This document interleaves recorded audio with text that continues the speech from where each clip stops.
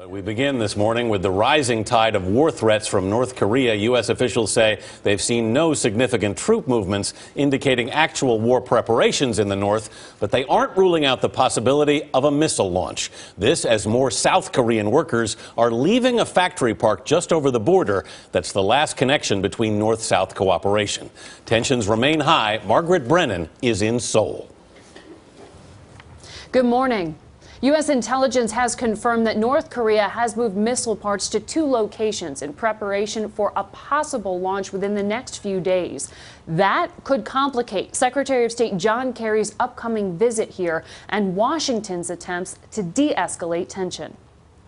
The drumbeat of North Korea's threats continued. Pyongyang warned embassies to consider evacuating staff, saying it can no longer protect foreign diplomats, raising speculation that a missile launch is imminent. The birthday of North Korea's founding father is April 15th, and his grandson, President Kim Jong-un, may mark it with a demonstration of military might. Pyongyang closed its border with South Korea to people and goods 3 days ago when it blocked access to the Kaesong industrial complex. North Korean soldiers were standing in full combat gear at the guard post near the border, this worker said.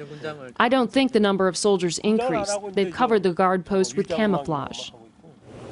That factory was the last line of communication between North and South Korea. Now workers wonder whether they'll be able to return or keep their jobs. The factory cafeteria is not providing meals because there's no food left. We've been sharing food that we kept personally. We can probably hold out for 2 to 3 days, he said, but no more than that.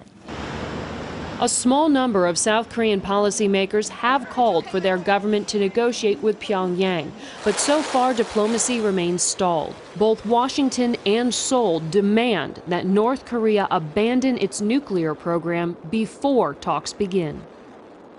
In the meantime, Japan and the United States are reportedly considering deploying an unmanned drone to enhance surveillance over North Korea. The world is watching to see just how far this brinksmanship will go. For CBS This Morning Saturday, Margaret Brennan, Seoul.